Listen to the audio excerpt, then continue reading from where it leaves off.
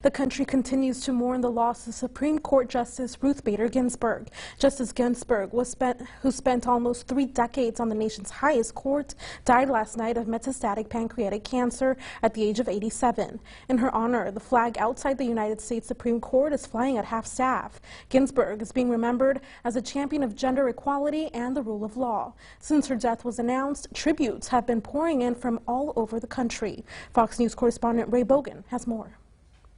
Ruth Bader Ginsburg worked at the Supreme Court for nearly 30 years. She died Friday night at the age of 87, surrounded by her family at her home here in Washington.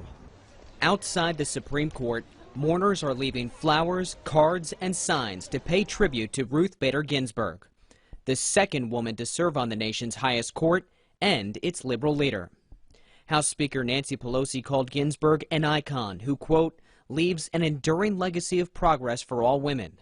President Trump called her a, quote, titan of the law. Whether you agreed or not, she was an amazing woman. Democratic vice presidential nominee Kamala Harris visited the Supreme Court and called Ginsburg a relentless defender of justice.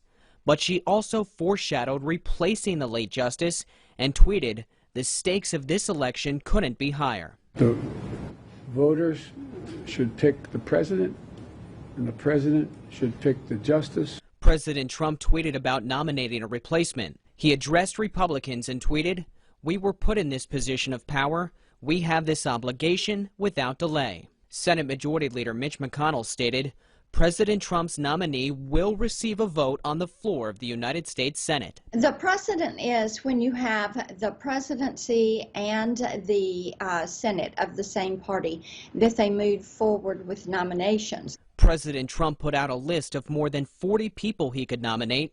Joe Biden has not mentioned potential nominees should he be elected in November. He should put forth the qualifications of the kind of person that he wants to have there. In a statement, the Supreme Court says a private interment service will be held at Arlington National Cemetery. In Washington, Ray Bogan, Fox News. Today, President Trump said he thinks his nominee to replace Supreme Court Justice Ruth Bader Ginsburg will most likely be a woman. 2 female U.S. Appeals Court justices are on Trump's short list of candidates for the position.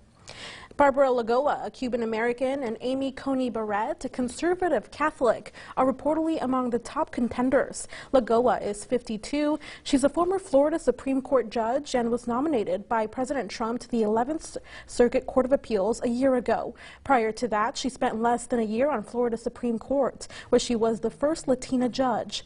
Barrett is a married 48-year-old mother of 7. She was a legal school at Notre Dame Law School in Indiana before Trump appointed her to the Chicago-based 7th Circuit 3 years ago.